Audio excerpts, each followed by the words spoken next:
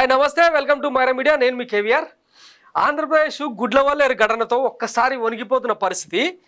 అయితే ఈ పచ్చమూక పచ్చపత్రికలు పచ్చ ఛానళ్ళు అన్నీ ఏం చేస్తున్నాయో చూస్తూనే ఉన్నాం కదా గంటల కొద్దీ టీవీ డిబేట్లు పెట్టి ఎవరు ది గ్రేట్ ముంబై నటి కాదంబరి జత్వానికి న్యాయం చేసేందుకు స్టూడియోలో కూర్చొని జస్టిస్ ఇస్తున్నారు మన సోకాల్డ్ సీనియర్ మోస్ట్ జర్నలిస్టులు పాత్రికేయ మిత్రులు అయితే ఈమెకు న్యాయం చేసే క్రమంలో ఆంధ్రప్రదేశ్లో జరిగిన ఒక దీనమైన గాథ అత్యంత జుగుప్సాకరమైన ఘటనను మర్చిపోతున్నారు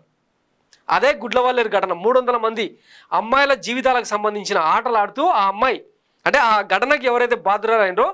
ఆ పిల్లను మిడిల్ ఫింగర్ చూపించి కాలేజీ నుంచి వెళ్ళిపోయింది దాని గురించి ఎంక్వైరీ లేవు వంకాయ లేదని చెప్పి ఇప్పటికే స్టేట్మెంట్స్ కూడా ముఖ్యమంత్రి చంద్రబాబు నాయుడు గారు తర్వాత ఆ సదరు ఎస్పీ గంగాధరరావు గారు తేల్చేసారనమాట మా విచారణలో ఎట్లాంటి హిడెన్ కెమెరాలు ఎట్లాంటి న్యూడ్ వీడియోస్ బయటకు రాలేదు దొరకలేదు సో విద్యార్థులు ఆందోళన చెందాల్సిన అవసరం లేదు అని చెప్పి సింపుల్గా తేల్చేసారు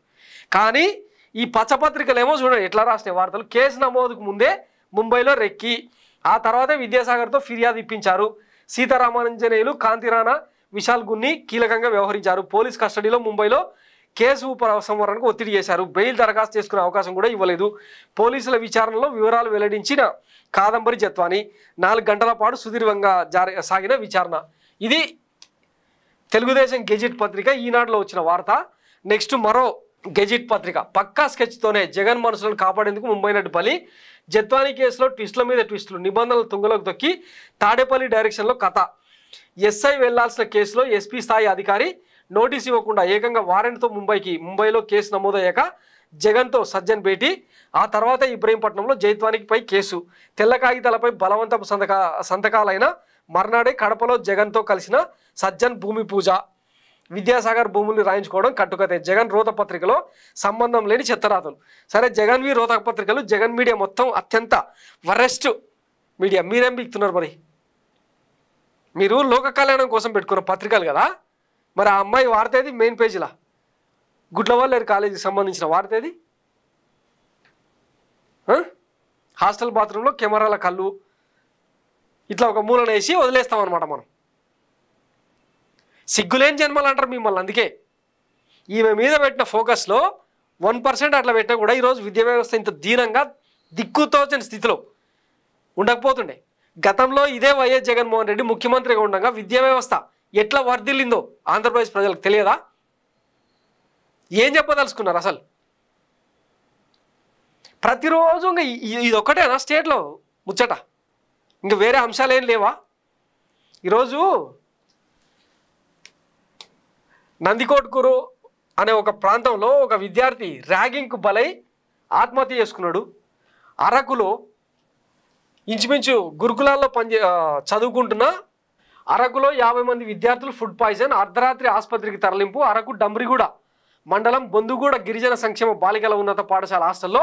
కలుషిత ఆహారం తిని 50 మంది విద్యార్థులు తీవ్ర అస్వస్థత విద్యార్థులను అర్ధరాత్రి అరకులో ఆసుపత్రికి తరలింపు ఇవేవి మన కళ్ళకు కనపడవా మొన్న ఇదే కర్నూలు జిల్లాలో నంద్యాల జిల్లాలో ఒక అందబాలికను అత్యంత ఘోరంగా రేప్ చేసి వీడియోలు తీసి ఎంజాయ్ చేసిరంట కొడుకులు ఆ స్టోరీ ఎక్కడైనా వచ్చింది ఈ పచ్చపత్రికలలో టీవీలలో డిబేట్ దాకా వచ్చిందా ఆ విషయం మనకు కాదంబరి ఈమెకు న్యాయం చేయాలి ఇమ్మీడియట్గా ఆ సదరు విశాల్ గున్ని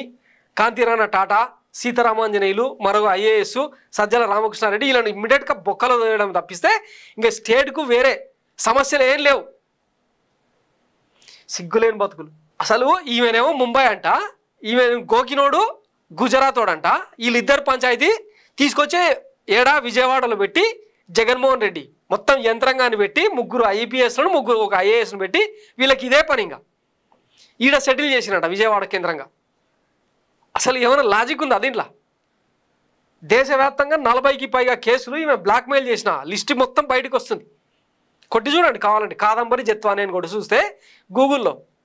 100 పేజీల డాటా ఉంది ఈమెకు సంబంధించి